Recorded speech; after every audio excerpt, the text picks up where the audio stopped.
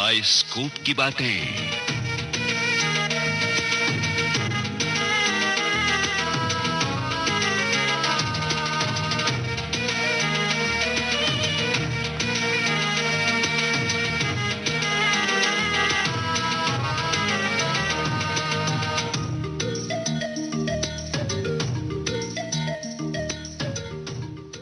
आज बाइस्कोप की बातें एक अनुपम कहानी को लेकर। कहानी ऋषिकेश मुखर्जी की और फिल्म भी उन्हीं की। कहानी के अनुपम होने की कसौटी ये कि इसे कल्पना ने नहीं, जीवन और अनुभव ने जन्म दिया और ये फिल्म बनाने की प्रेरणा बनी। लेकिन इसके संबंध में सारी बातें मैं नहीं बताऊंगी, क्योंकि बाइस्कोप की बातें सुनाने का काम करते हैं लोकेंद्र शर्मा। तो चलिए आज का प्रोग्राम शुरू करें और सुने फिल्म अनुपमा की बातें। इन बातों को खोजबीन कर लाए हैं अशोक अय्यर। प्रोग्राम बनाने में सहायक हैं कैलाश नाथ वर्लीकर और PKA नायर। बातें आपको सुना रहे हैं इस प्रोग्राम के प्रोड्यूसर लोकेंद्र शर्मा। मित्रों, दर्शकों से एक रिश्ता सा कायम कर लेने वाली संवेदनशील कहानियों पर बनी फिल्में ही यादगार फिल्में बन पाती हैं। ऐसी ही एक फिल्म आई थी सन 1966 में, जो अपने नाम के अनुरूप ही अनुपम साबित हुई। इस फिल्म का नाम था अनुपमा।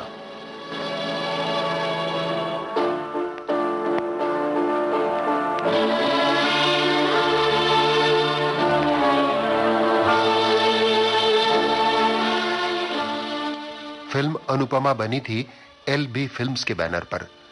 कथा और निर्देशन ऋषिकेश मुखर्जी का था और संवाद राजेंद्र सिंह बेदी के।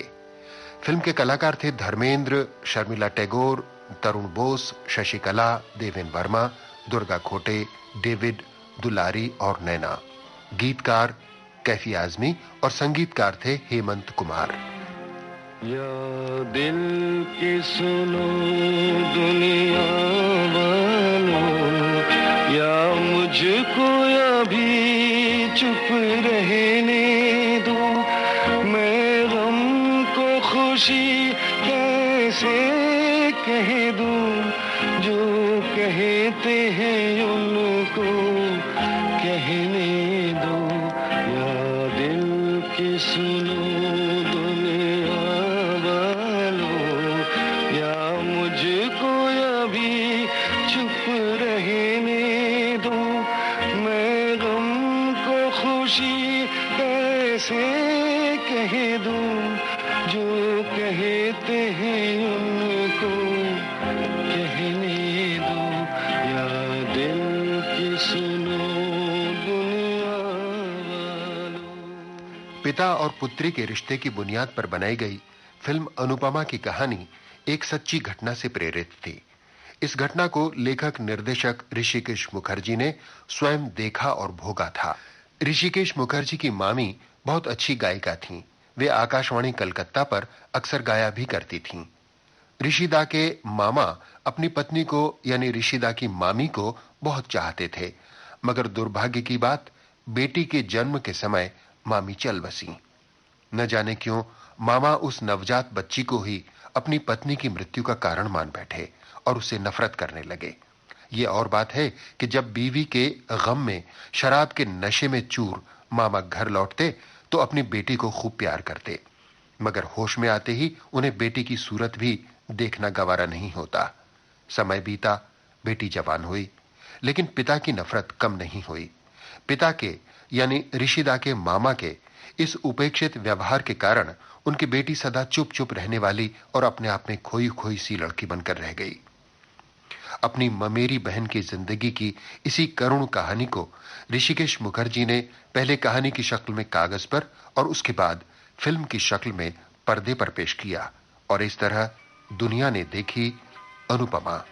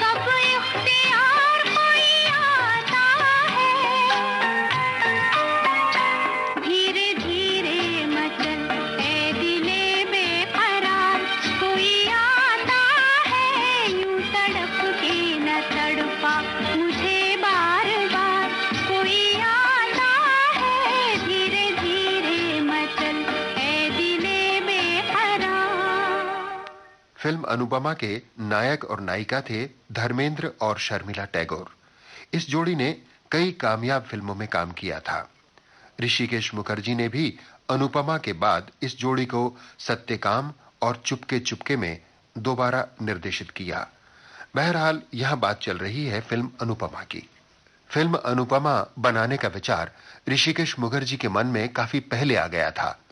जिन दिनों वे बिमल रॉय की फिल्म बंदिनी की एडिटिंग कर रहे थे, तभी उन्होंने तय कर लिया था कि फिल्म अनुपमा में वे बतौर नायक धर्मेंद्र को लेंगे।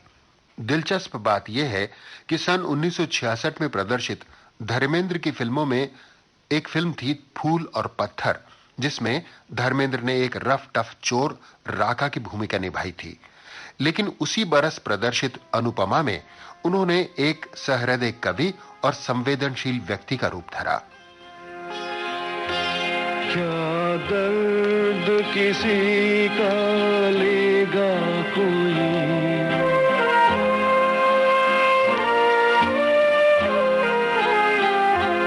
क्या दर्द किसी का लेगा कोई, इतना तो किसी में दर्द नहीं, बहते हुए आंसू और बहे, अब ऐसी तसल्ली रहने दो, या दिल की सुनो दुनिया वालों, या मुझको अभी चुप रहने दो, मैं गम को खुशी कैसे कह दूं, जो कहते हैं उनको कहने दो, या दिल की सुनो। ऋषिकेश मुखर्जी हमेशा से ही कलाकारों को उनकी फिल्मी इमेज से उलट भूमिकाओं में पेश करने का श्रेय पाते रहे हैं। फिल्मी पर्दे पर तेज तर्रार सास या कुटिल औरत की भूमिका करने वाली ललिता पवार को ऋषिकेश मुखर्जी ने अपनी फिल्म अनाड़ी, मेम दीदी और आनंद में नेक और ममतामयी नारी के रूप में पेश किया। कॉमेडी करने वाले असरानी को उन्होंने अपनी फिल्म चैताली में विलन का जामा पहनाया।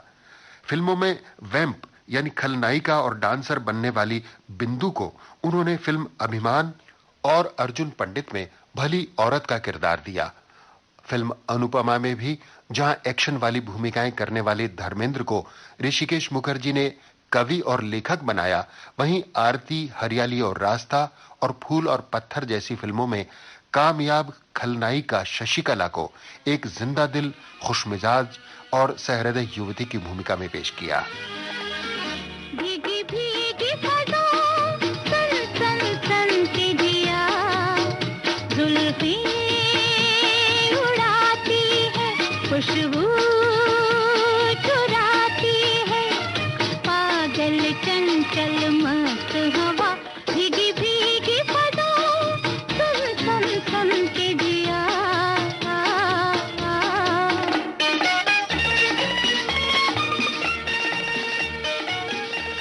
फिल्म अनुपमा की नायिका के तौर पर शर्मिला टैगोर को साइन करते समय भी ऋषिकेश मुखर्जी को फिल्म इंडस्ट्री के दोस्तों ने काफी रोका। इसकी वजह यह थी कि फिल्म अनुपमा की नायिका एक सीधी सादी शालीन लड़की थी, जबकि शर्मिला टैगोर उन्हीं दिनों शक्ति सामंत की निर्माणाधीन film an evening in Paris में स्विमिंग सूट पहनकर एक मॉड लड़की की भूमिका कर रही थीं। उन दिनों वे पत्र पत्रिकाओं के साथ साथ फिल्म इंडस्ट्री में भी चर्चा का विषय बनी हुई थीं। ऋषिकेश मुखर्जी को सलाह दी गई कि वे शर्मिला टैगोर की जगह नूतन को अनुपमा की नायिका बनाएं, मगर ऋषिकेश मुखर्जी नहीं माने। उनका कहना था कि अनुपमा की नायिका मुंह से कुछ कहने की बजाय आंखों से बोलती है और भावों को आंखों से अभिव्यक्त करने की कला केवल शर्मिला टैगोर की आंखों में है। आइए अब फिल्म अनुपमा की कहानी सुने। मोहन शर्मा यानी अभिनेता तरुण बोस का अपना एक सुखी संसार था। अपनी पत्नी अरुणा यानी सुरेखा से वे बेपनाह मोहब्बत करते थे। शर्मा जी जब अपने कारोबार की मसरूफियत से चंद लम्हों के लिए निजात पाकर घर लौटते तो अक्सर अपनी पत्नी को प्रतीक्षा करते और पियानो पर गीत गाता हुआ पाते। धीरे धीरे मचल है दिले बेकरार, धीरे धीरे मचल है दिले बेकरार, कोई आता है यूं तड़प के न तड़पा मुझे बार बार, कोई आता है धीरे धीरे मचल है दिले बेकरार।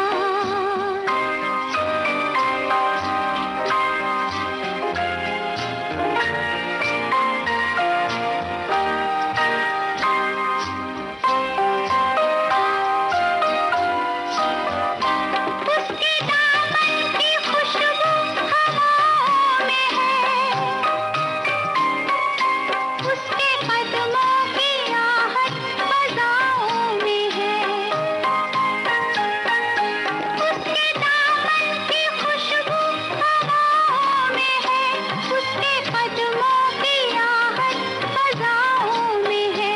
मुझको करने दे सोला सिंगार, कोई आता है धीरे धीरे मचल है दिले बेकरार।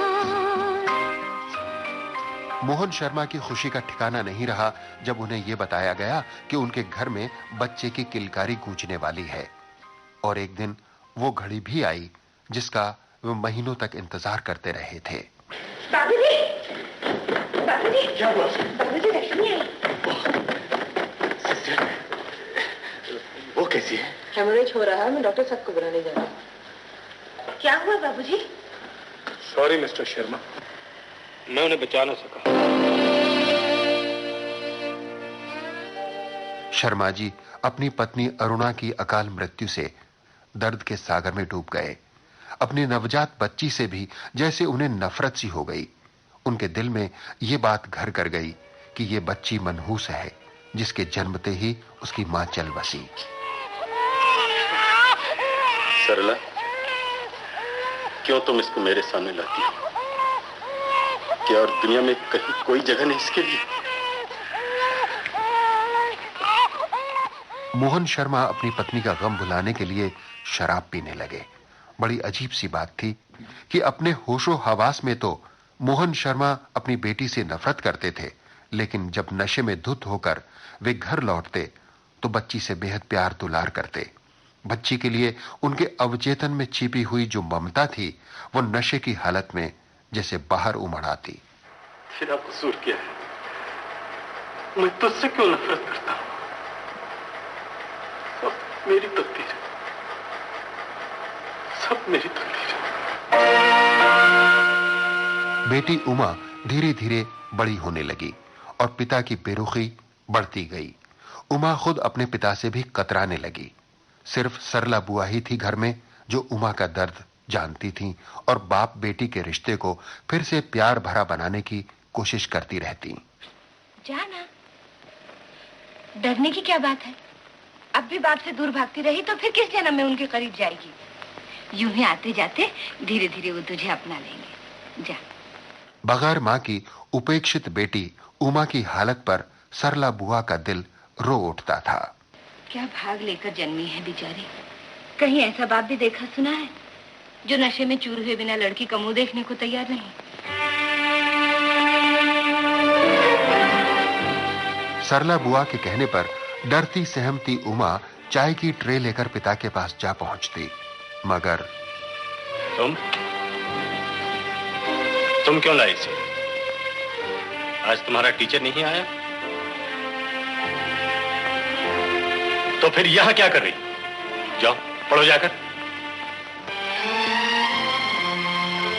सरला! पिता की नफरत और उपेक्षा की शिकार होती हुई उमा जवान हो गई, मगर पिता के रवैये में कोई बदलाव नहीं आया। एक दिन उमा यानी शर्मिला टैगोर ने अपनी स्वर्गवासी मां के पियानो पर संगीत की धुन छेड़ी तो पिता को यह बर्दाश्त नहीं हुआ। क्यों इसे हाथ लगाया? क्यों इसे हाथ लगाया? चलिए यहां से, चलिए। शराब पीकर शर्मा जी ने अपना स्वास्थ्य चौपट कर लिया था। एक दिन अचानक उनकी तबीयत बिगड़ गई। डॉक्टर ने उनसे कहा, पहली बात तो यह है कि शराब आपको एकदम छोड़नी पड़ेगी, और दूसरी बात आबहवा भी बदलनी पड़ेगी। आबहवा बदलने के लिए वक्त ही कहा मेरे पास। वक्त तुम्हें निकालना ही पड़ेगा। अच्छा, मैं चला। नमस्ते। नमस्ते। शर्मा जी के एक दोस्त थे मोजेस, बहुत ही मस्त मौला और जिंदादिल। ये किरदार किया था अभिनेता डेविड ने, और शर्मा जी की सेहत के लिए ये किरदार यानी मोजेस बहुत फिक्रमंद रहते थे। देख भाई, एक काम कर, जितनी खुली और बंद बोतलें हैं ना, मेरे यहां भेज दे। तुझे जीने का शौक है, मुझे मरने का। मोजेस, इस वक्त तू मौत की बात मत कर। बस मौत से घबरा गए? अरे अपनी मौत तो मजे की बात होती है, खुद को कुछ पता नहीं होता और दूसरे रोते हैं। इसीलिए तो मैं तुम्हें रुलाना नहीं, खुद रोना चाहता हूँ। शर्मा जी अपनी बेटी उमा के साथ कुछ दिनों के लिए महाबलेश्वर चले आए और अपने एक परिचित बख्शी साहब के यहां ठहरे। यहां आने के पीछे मोहन शर्मा का एक मकसद और भी था। यहां उन्होंने अपने एक स्वर्गवासी दोस्त के विलायत से आने वाले बेटे अरुण यानी देवेन वर्मा को भी बुलवाया था, ताकि उमा का रिश्ता अरुण के साथ तय हो सके। इधर अरुण जब विलायत से लौटा तो सीधे अपने पुराने जिगरी दोस्त अशोक यानी धर्मेंद्र के पास जा पहुंचा। अरे, कविता लिखना छोड़ दिया? क्यों? अरे तू तो पहलवान हो गया यार। तेरे पीछे बहुत दुख देखे ना, इसलिए मोटा हो गया। अच्छा, तो दुख में आदमी मोटा हो जाता है? सारी दुनिया घुमाया, लेकिन तू रहा गधे का गधा। गधे का गधा नहीं, गधे का दोस्त। चल मारूंगा मैं। अच्छा, तो प्रोफेसर साहब, मैंने प्रोफेसरी छोड़ दी। आजकल मैं स्कूल टीचर हूँ, अध्यापक, सर्वव्यापक। क्यों? कॉलेज से निकाल दिया? नहीं, निकाला नहीं गया, मैंने खुद ही छोड़ दिया। और बड़ा अजीब लगता था, काम कुछ नहीं था, पैसे ही पैसे। स्कूल टीचरी में अच्छा है, काम ही काम, नो दाम। भैया, कितनी देर कर दी? क्या कहीं भाषण देने लग गए थे? देखो ना कितना वक्त हो गया है। ओ, मुझे मालूम है, तो देख घड़ी मिली। चल चाय बना कर ला। अभी लाई। अच्छा अशोक, माँ को क्या तकलीफ है? कुछ खास नहीं अरुण, थोड़ा सा इन्फेक्शन हो गया था। डॉक्टर ने आबोहवा की तब्दीली के लिए कहा है। तो मेरी हालत तो अच्छी तरह जानता है। फिर भी एक पब्लिशर ने कुछ पैसे देने का वादा किया है, मिलते किसी हिल स्टेशन पर ले जाऊंगा। तूने महाबलेश्वर क्यों नहीं ले जाता? अरे हम छोटी सी भूल से डरते, तू महाभूलेश्वर क्यों नहीं ले जाता? मजाक छोड़ा छोड़, मैं महाबलेश्वर जा रहा हूँ। मेरे एक अंकल शर्मा वहाँ पे बीमार है, उन्हें देखने जाना है। तुम लोग भी सब मेरे साथ चलो। अरुण अपने साथ अशोक, अशोक की मां यानी दुर्गा खोटे और बहन यानी नैना को भी महाबलेश्वर ले आया। जब वो शर्मा जी से मिलने बख्शी विला पहुंचा तो यहां उसकी मुलाकात बख्शी साहब की बेटी और अपनी बचपन की साथी अनीता यानी शशिकला से हो गई। अरे आंखें फाड़ फाड़ कर क्या देख रहे हैं? आपकी गलती नहीं, आप सही मकान पे आए। नहीं पहचाना ना? मैं हूँ एनी। माय गॉड, कितनी बड़ी हो गई। इतनी सी थी जब देखा था। जब आप कितने निक्कर पहन के घूमते थे, जो बार बार ढुलक कर घुटनों पे आती थी, और नाक 24 घंटे। ज्यादा बातें मत कीजिए, मेहरबानी करके अंदर जाइए। मेरे दिमाग में गर्मी है, कहीं गाली दे दी तो आप कहेंगे मैंने दी है। कसूर आपका होगा, वरना मैं हो जाऊंगी। जाइए जाइए। अनीता बातूनी, शोख और चंचल लड़की थी। जिंदगी के एक को खुशी से जीने की तमन्ना थी उसमें। उमा इसके विपरीत गंभीर, खामोश और खुद में खोने वाली लड़की थी। इन दोनों की जिंदगी में अगर कोई समानता थी तो वो ये कि उमा और दोनों का जन्मदिन एक ही था और दोनों ने पैदा होते समय अपनी मां को खो दिया था। लेकिन उमा के पिता ने उमा को मां की मौत का जिम्मेदार मानकर उससे शुरू कर दी थी, और अनीता के पिता ने अनीता को इतना प्यार दिया था कि वो मां की महसूस न कर सके। अनीता इतना बोलती थी कि चुप होने का नाम नहीं लेती थी, और उमा या ना के लिए भी सिर्फ सिर हिला भर देती थी। उसकी जुबान नहीं, आंखें बोलती थी। अनीता अरुण के साथ साथ अशोक की मां और बहन को भी अपने बंगले पर ले आई। अशोक भी उनके बंगले पर आ गया। बंगले में दाखिल होते ही अशोक की मुलाकात अनीता उसी घर में मेहमान बनकर ठहरी हुई उमा से हो गई। नमस्ते। मेरा नाम अशोक। मेरी माँ और बहन को हॉलीडे कैंप से आप यहाँ लेकर आई हैं? आप बख्शी साहब की लड़की है ना? पर बख्शी विला है ना? तो फिर अभी उमा की खामोशी और सिर्फ आंखों से बात करने की कला से सकपकाया हुआ अशोक कुछ समझा कुछ नहीं समझा सा उलझन में खड़ा था। तभी तूफान की तरह कमरे में दाखिल हुई अनीता। हद कर दिया अशोक बाबू, इतनी देर कहाँ लगा दी? ये क्या राशन के साथ में लेकर आए? ये तो ऐसे हुआ जैसे कोई किसी के घर जाए तो सर पे पलंग भी उठा लाए। चलिए चलिए, ज्यादा बातें मत कीजिए, चलकर मुंह हाथ धो लीजिए। उमा की खामोशी और अनीता के बड़बोलेपन से चकराया हुआ अशोक बस इतना ही कह पाया, यहाँ तो एक से एक बढ़कर कैरेक्टर है। शॉर्ट स्टोरी तो क्या, एक अच्छा खासा नॉवल लिखा जा सकता है।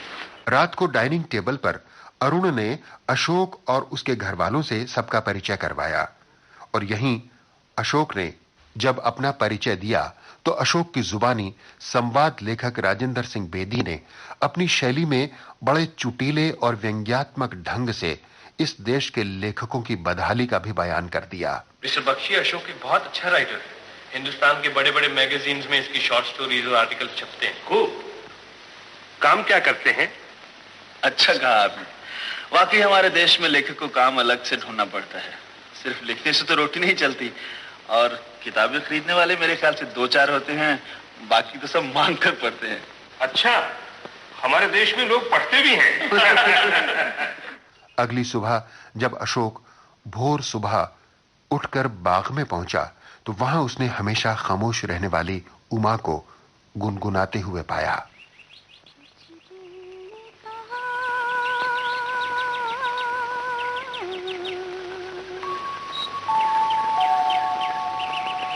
कुछ भी नहीं,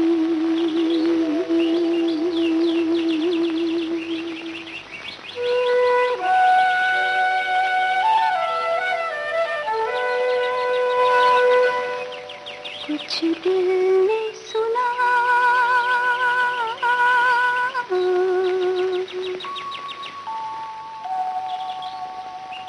कुछ भी नहीं,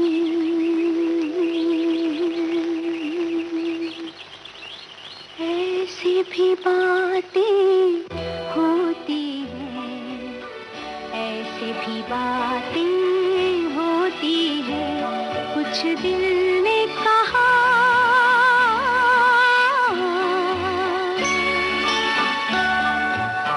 कुछ भी नहीं।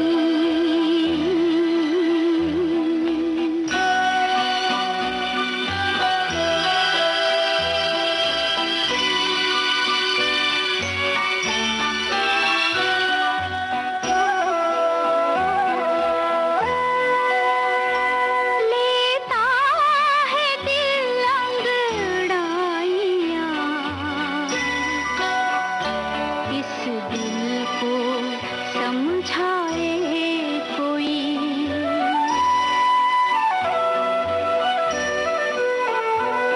अरमान आँखें खोल दे, रुसवा न हो जाए कोई, पलकों की ठंडी सेज पर सपनों की परियां सोती हैं, ऐसी भी बातें होती हैं, ऐसी भी बातें होती हैं, कुछ दिल ने कहा, कुछ भी नहीं।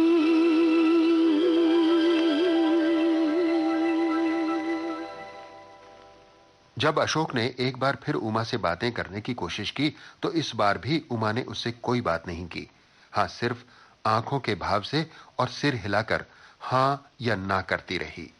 इतने सवेरे उठ जाती हैं आप? कितना सुहाना होता है सुबह का समय। हर चीज एक दूधिया ठंडक में नहाई सी मालूम होती है, और फिर देखते देखते एक उजला सा पहनावा पहन लेती है ना? ये आंचल में क्या छुपा रखा है आपने? फूल हैं? देखूं तो। अरे कितने खूबसूरत हैं ये फूल। कुछ मैं ले लूं? उमा बिना गरम कपड़ा पहने ही चली आई। नमस्ते। नमस्ते। अरुण उठ गया? नहीं, आपके लिए चाय भिजवा दूं? अगर तकलीफ ना हो तो भिजवा दीजिए। नहीं नहीं, इसमें तकलीफ की क्या बात है। चलो उमा, स्वेटर पहन ले। इधर अशोक खामोशी की मूरत बनी उमा की तरफ आकर्षित होने लगा तो वहीं उसके दोस्त अरुण को अनीता का संग भाने लगा। एक दिन अनीता ने पिकनिक का प्रोग्राम बना लिया। अरे बाबू आज तो बहुत मजा आएगा, खाना पीना बस। Thank you very much. Thank you किस बात की? इन बुड्ढों से मुझे बचा लिया जो। क्या मेरे डैडी को बुढ़ा कहते हैं? लड़ाऊं पड़िया? नहीं, तुम्हारे डैडी को नहीं, शर्मा अंकल को। शर्मा अंकल। अंकल शर्मा। कह दो अंकल शर्मा से। कमाल है, तुम तो हर बात सीरियस ले लेती हो। मैं तो मजाक कर रहा था। मैं समझ गई, आप भी बिल्कुल मेरी तरह हैं। कब किस वक्त क्या बात मुंह से निकल जाए कोई भरोसा नहीं। आप भी बातें करते हैं लेकिन शायद ही कोई ठीक होती है। फिर भी आप मुझे बहुत अच्छे लगते हैं। कितने हंसमुख हैं आप। देख क्या रहे हैं, जाइए उन लोगों को तैयार कीजिए।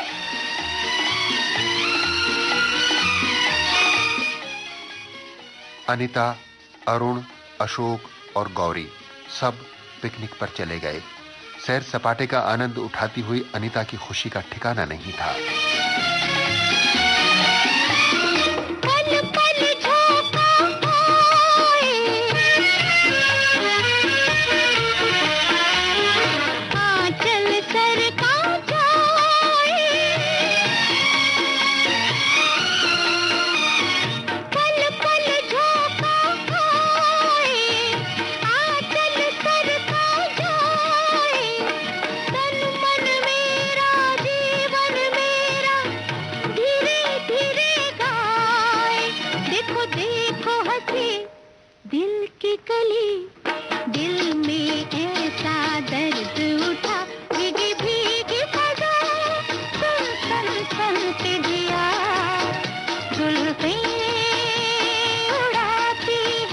खुशबू चुराती है पागल चंचल मस्त हवा भीगी भीगी फजा के दिया।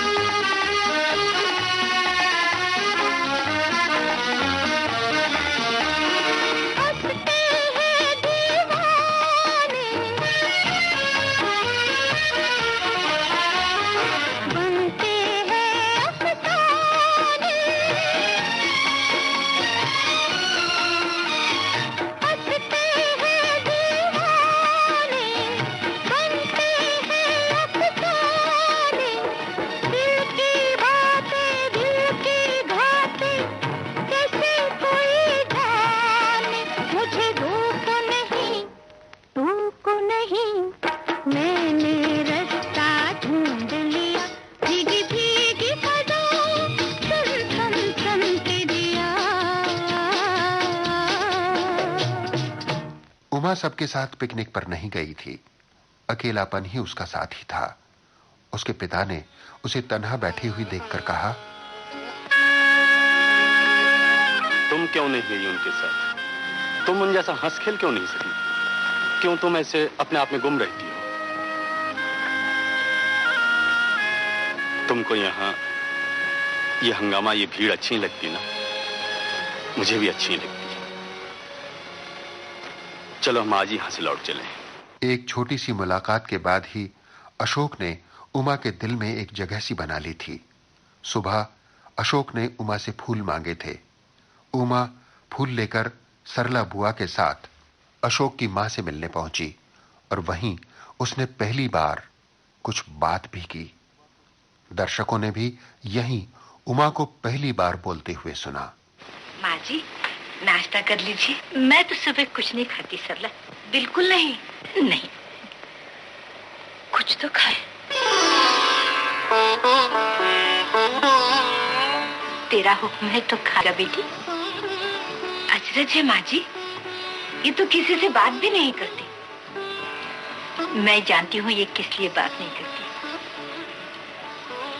बातें करेगी तो फूल झड़ेंगे, हंसे तो मूर्ति।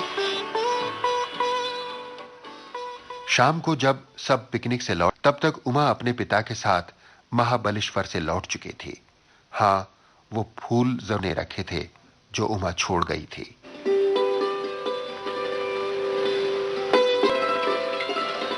माँ, तुम बाहर गई थी? नहीं तो फिर ये फूल को जाने से पहले उमा दे गई है।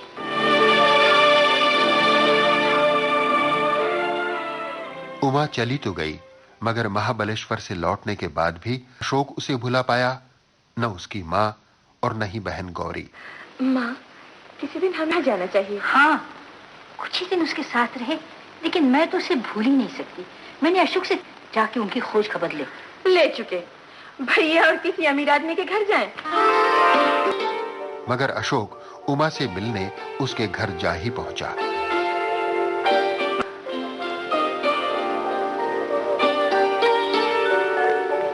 माँ ने भेजा है उनकी खोज खबर लेने, और मैं आया हूँ अपनी तरफ से आपका शुक्रिया अदा करने। आपके वो फूल मुझे मिल गए थे।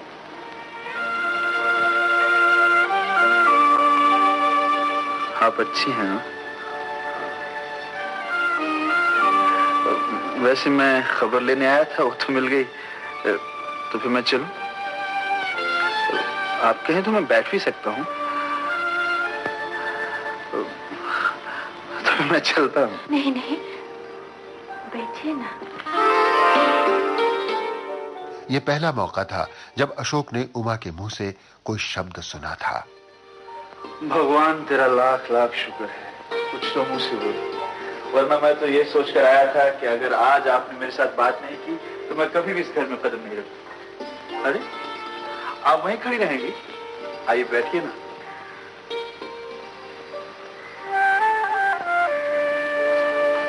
अच्छा, आप बातें क्यों नहीं करती? बैठिए। वैसे सच पूछिए तो आपको बोलने की जरूरत भी नहीं है। आपकी आंखें हैं ना, सब कुछ कह देती।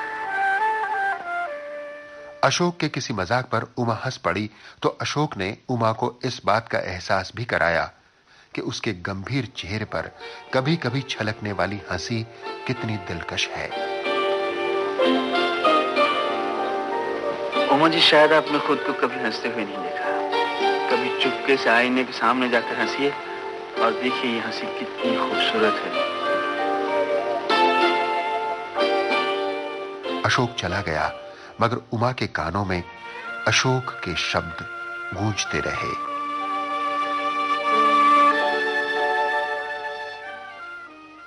फिर वो दिन भी आया जब अनीता और उमा दोनों का जन्मदिन था। अनीता के घर में रौनक थी, एक शानदार पार्टी की। मेहमानों की भीड़ थी, बधाई देने वालों का तांता लगा हुआ था। अरुण भी अनीता को बधाई देने के लिए पहुंचा। अरुण, इतनी देर क्यों लगा दी? देर लगा दी? 7:30 का वक्त था, 7:30 बजे आ गया। अशोक बाबू कहाँ हैं? अशोक अनीता की पार्टी में नहीं था, वो तो उमा के पास गया था उसके जन्मदिन का तोहफा लेकर। आपके लिए एक चीज लाया, आंखें बंद कीजिए। अब बंद कीजिए ना, अब हाथ आगे बढ़ाइए। गौरी ने खुद अपने हाथ से आपके लिए बनाया। अपने हाथ से? हाँ, आपके जन्मदिन की बधाई की। क्या हुआ? क्या हुआ उमा जी? कुछ नहीं, कुछ नहीं। क्या हुआ? पता नहीं, अचानक ही चली गई। गौरी ने जन्मदिन के लिए। जन्मदिन? जन्मदिन उसके लिए कैसे खुशी का दिन होगा बाबूजी? जन्मते ही अभागी ने माँ को खो दिया और इसीलिए अपने आप को दोषी मान बैठी है। आज तक इसी अपराध की सजा अपने आप को दिए जा रही है। कहाँ गई होगी इस वक्त? और कहाँ जाएगी? बगीचे में बैठी रो रही होगी। मैं जा सकता हूँ वहाँ? जाइए। उमा बगीचे में बैठी हुई रो रही थी। अशोक भी वहां पहुंचा। उमा के दुख दर्द ने अशोक के दिल में भी एक कसक, एक टीस पैदा कर दी थी। उमा जी, मैं घर जाऊंगा तो माँ और गौरी जरूर पूछेंगी कि उमा को जन्मदिन का तोहफा कैसा लगा। क्या जवाब दूंगा मैं? झूठ बोल नहीं सकता, सच कहने की हिम्मत नहीं। मैं तो बड़ी खुशी के साथ आया था यहाँ। सचमुच अगर मुझे पता होता मेरे आने से आपको दुख होगा, मैं कभी ना आता। नहीं नहीं, इसमें आपका क्या दोष है? तो फिर इधर देखिए, मेरी तरफ मुस्कुराइए। कम से कम माँ और गौरी के लिए कुछ तो ले जाऊं।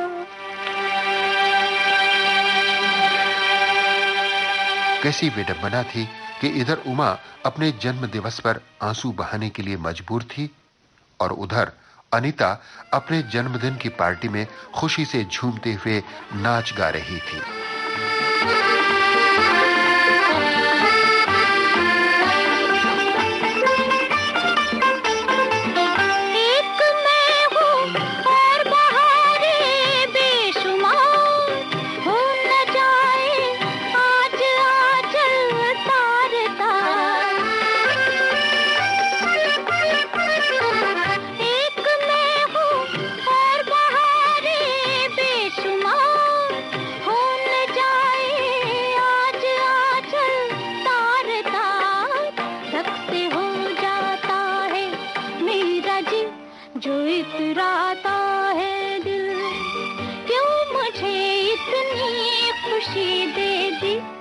घबराता है दिल, क्यों मुझे इतनी खुशी दे दी कि घबराता है दिल। वहां अनीता की पार्टी अपने शबाब पर थी और यहाँ उमा के घर में अशोक उसे जिंदगी का और जीने का एक नया फलसफा समझा रहा था। हमारे घर के पास गरीब लोगों की एक बस्ती है और हमारी बालकनी से उनका खाया पिया सब दिखाई देता है। जिंदगी में कोई चीज भी तो उन्हें आसानी से नहीं मिलती, इसलिए जिंदगी में थोड़ी बहुत खुशी जो उन्हें नसीब होती है वो उसे निचोड़ निचोड़ कर उसकी आखिरी बूंद तक पी जाना चाहते हैं। जिंदगी में आपको तो बहुत कुछ मिला है, अब अपने पिताजी की तरफ देखिए, कौन सा सुख नहीं है उनके पास, लेकिन पत्नी का सुख। ओह माफ कीजिए, मैंने फिर से वही बात छेड़ दी। मैं खुद भी तो उसे नहीं भूलती। मैं आपको भूल जाने के लिए नहीं कह रहा, लेकिन जरा सोचिए तो, आपके पिताजी का दुख। आपको तो हमेशा हंसना खेलना चाहिए ताकि आपके पिताजी। नहीं नहीं, मैं तो उनसे बहुत प्यार करती हूँ। उमा को समझाने और उसका अकेलापन बांटने के बाद अशोक अनीता की पार्टी में भी पहुंचा। इतनी देर क्यों कर दी? माफी चाहता हूँ, गौरी ने ये आपके लिए भेजा है। ओह बाटिक, इट्स ब्यूटीफुल, मार्वेलस। ये तो गौरी ने भेजा है। आप मेरे लिए क्या लाए हैं? मैं शुभकामनाएं। अशोक बाबू, शुभकामना से काम नहीं चलेगा। आपको मेरे जन्मदिन पर अपनी कविता सुनानी होगी।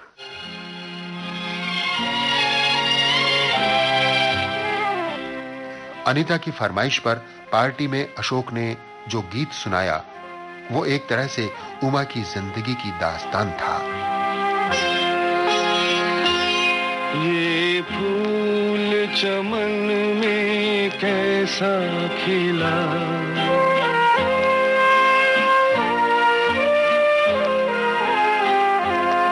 ये फूल चमन में कैसा खिला, माली की नजर में प्यार नहीं, हंसते हुए क्या क्या देख लिया, अब बहते हैं आंसू, बहने दो या दिल के सुनो दुनिया वालों।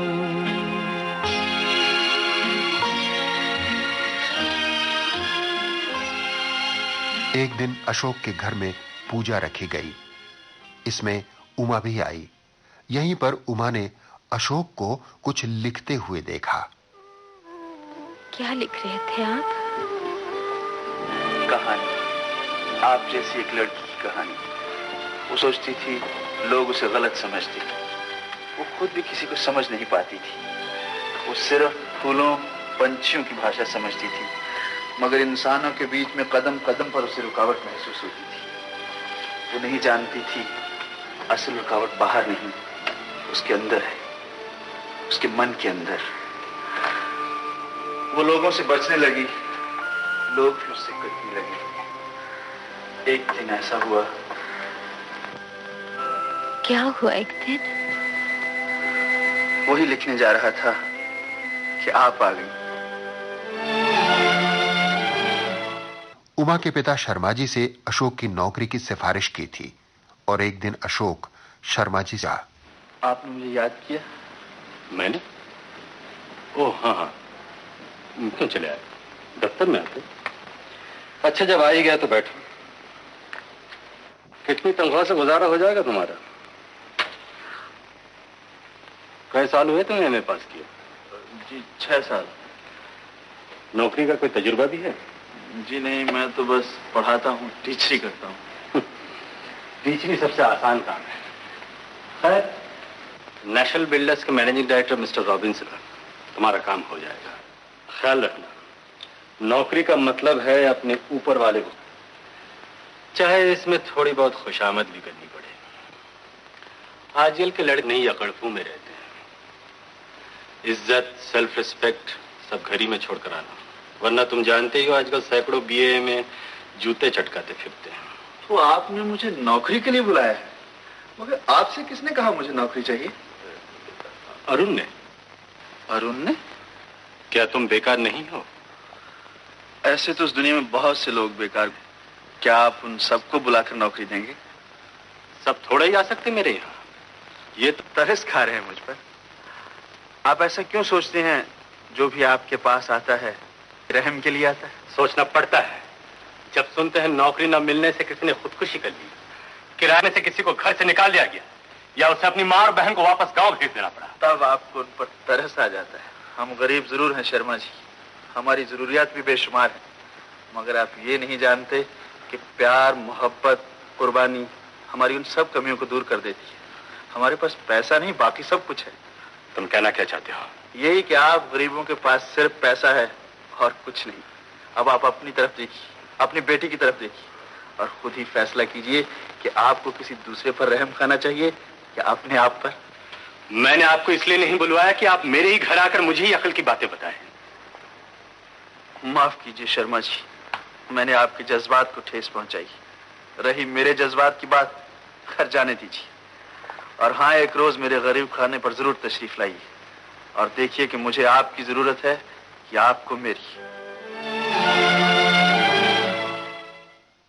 अरुण के पिता की ख्वाहिश थी कि अरुण की शादी उमा से हो, मगर अरुण ने अनीता से शादी करने का फैसला कर लिया और यह खबर उमा के पिताजी तक भी पहुंचा दी।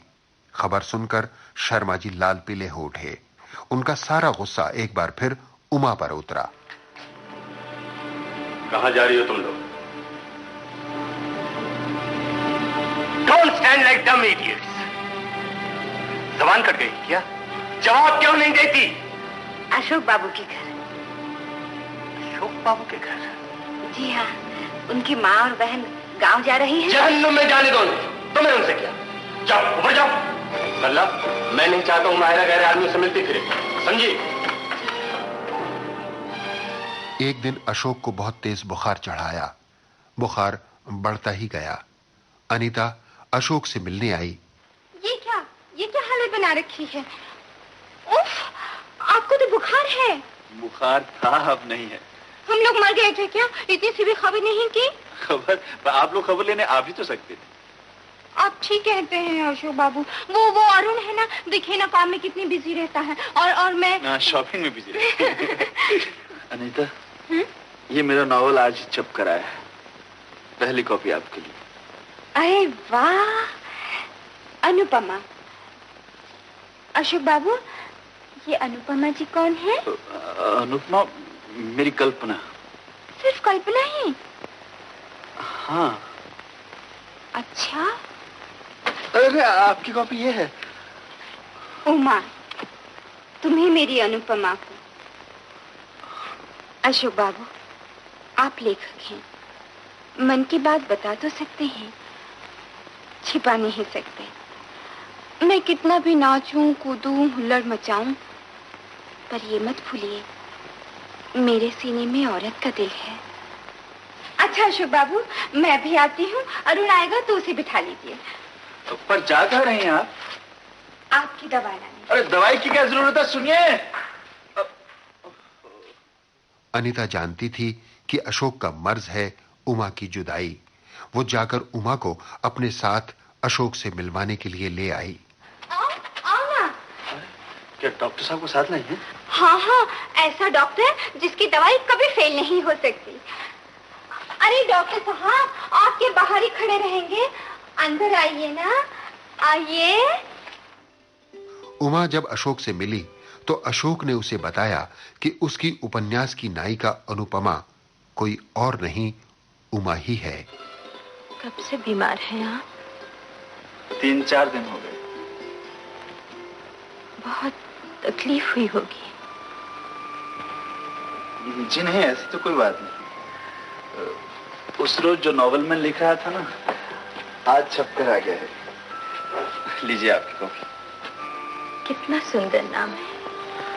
अनुपमा के माने जानती हैं आप? जिसकी कोई उपमा ना हो, बेमिसाल। हाँ, मगर मेरे लिए अनुपमा के माने हैं आप। हाँ, मेरी अनुपमा आप हैं। आज तक जो कुछ मैंने आप पर बीतते देखा, उसे अपनी कल्पना के रंग में लिख दिया। अगर मेरी कल्पना और आपका जीवन एक हो जाए, तो मैं समझूंगा मेरी मेहनत सफल होगी। उमा के पिता ने उमा के घर से बाहर निकलने पर पाबंदी लगा दी। उमा के लिए लड़के देखे जाने लगे।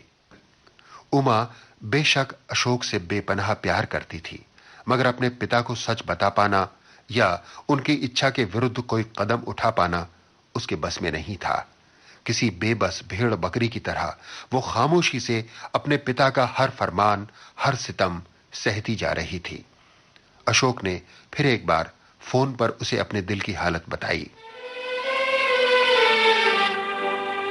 पास ही के किसी घर से फोन कर रहा हूं। देखिए, आज एक बात आपको बताना बहुत जरूरी है।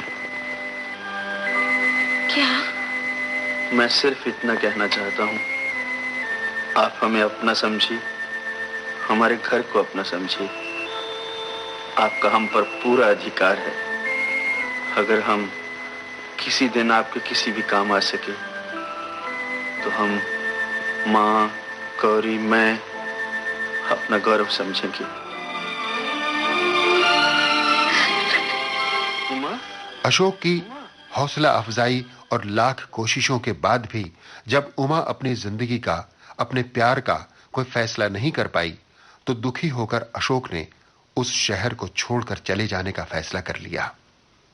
अनीता से अशोक की हालत देखी नहीं गई।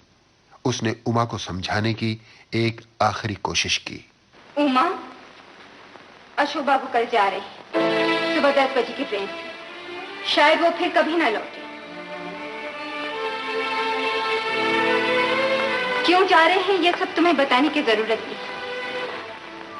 ऐसा मत होने तो उमा, अंधेरा हो जाएगा। छोड़ दो ये सब कुछ, तोड़ दो ये रिश्ते नाते। प्यार एक तरफ और पूरा संसार एक तरफ। आखिर तुझे डर किस बात का है? देख, तू कितनी तकदीर वाली है। तूने प्यार किया, तुझे प्यार मिला। अब इसे ठुकरा मत। उमा, तू अपनी जिंदगी बर्बाद कर सकती है, लेकिन अशोक बाबू की जिंदगी बर्बाद करने का तुझे कोई हक नहीं। जब दिल टूटता है उमा, तो कोई आवाज नहीं होती। अगर तू उनके प्यार को ठुकराएगी, तो भगवान के घर में तुझे जगह नहीं मिलेगी। उन्होंने बेकार ही किताब लिखी, बेकार ही उन्होंने तेरे नाम पर कर दी। तू जिसने उसके सारे याद, सारे माने मिट्टी में मिला दी। उमा,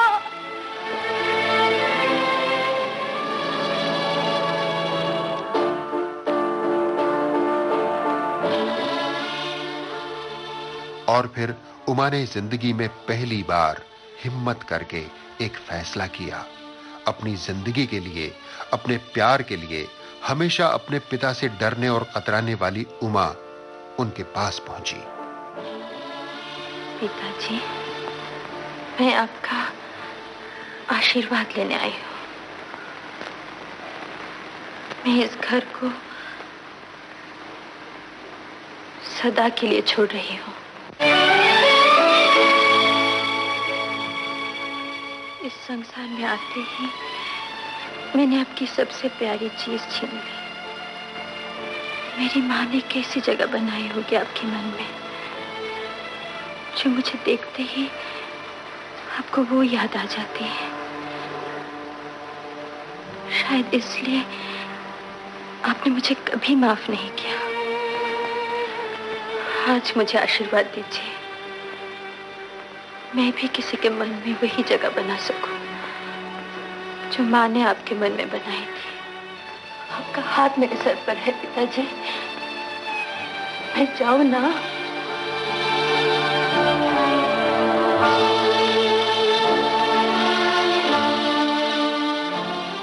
घर में शादी की तैयारियां चल रही थीं। घर मेहमानों से भरा हुआ था और उमा घर छोड़कर जा रही थी। शगुन आ गया? मोहन कहाँ? ऊपर। मोहन!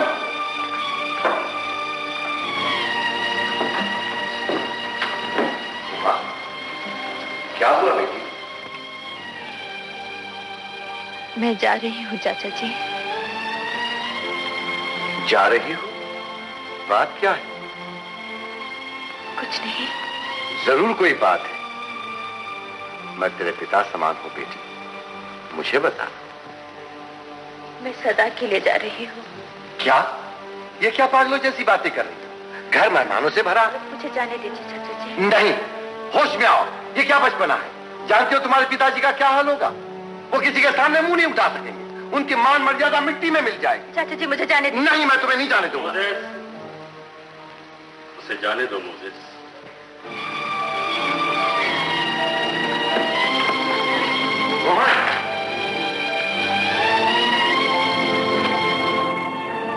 इधर रेलवे स्टेशन पर अशोक ट्रेन में बैठ चुका था। उसे छोड़ने के लिए आए हुए अनीता और अरुण उदास खड़े थे। बस थोड़े ही दम में गाड़ी छूटने वाली है, तुम लोग जाओ। सच पूछो तो मुझे छोड़ने, छुड़ाने और सीएफ करने का तकल्लुफ अच्छा भी नहीं लगता। अनीता, उदास मत हुई, ये जिंदगी ही ऐसी है। अशोक बाबू, ज्ञान ध्यान की बातें मुझे मत सुनाइए।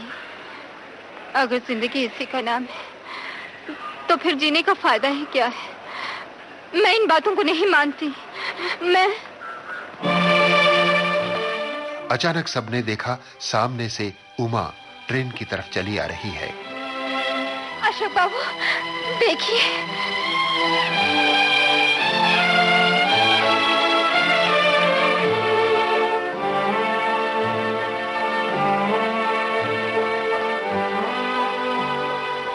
आपने कहा था ना कि जब भी मैं चाहूं। हाँ हाँ उमा, चल।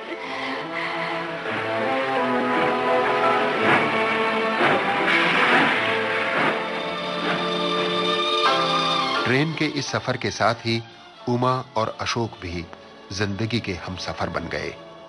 ट्रेन चली गई, मगर किसी ने यह नहीं देखा कि आंखों में खुशी के आंसू लिए हुए उमा के पिता मोहन शर्मा दूर खड़े अपनी बेटी को विदा होते हुए देख रहे हैं। उमा के लिए ये उनका आशीर्वाद था। पिता को इस बात की खुशी थी कि उनकी बेटी देर से ही सही मगर स्वतंत्र निर्णय लेने की क्षमता पा गई है।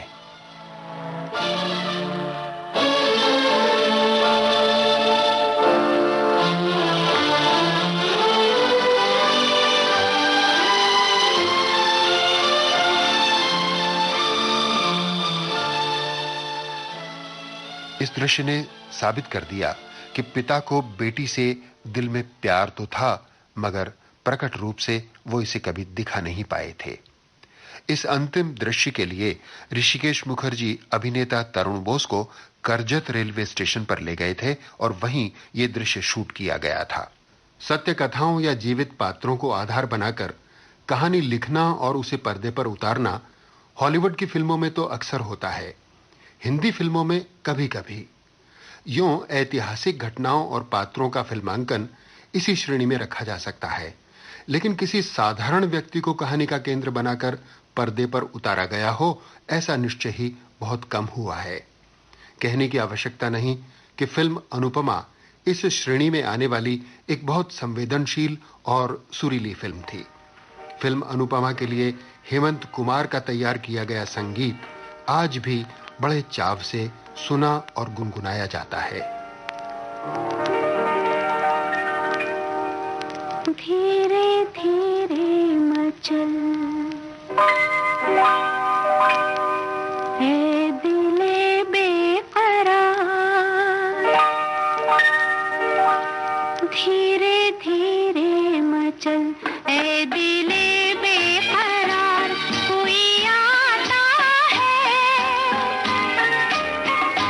यूं तड़प के न तड़पा मुझे बार बार, कोई आता है धीरे धीरे मचल है दिले बेकरार।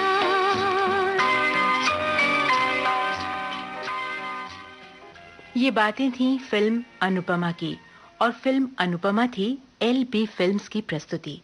इस फिल्म की कहानी लिखने और इसे निर्देशित करने वाले थे ऋषिकेश मुखर्जी, लेकिन हमारे इस प्रोग्राम के लिए इस फिल्म की जानकारियां बटोरी अशोक अय्यर ने, और अशोक अय्यर के आलेख को आधार बनाकर ये कार्यक्रम पेश किया विविध भारती ने।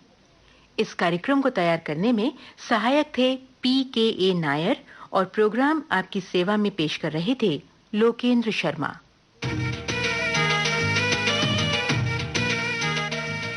बाइस्कोप की बातें।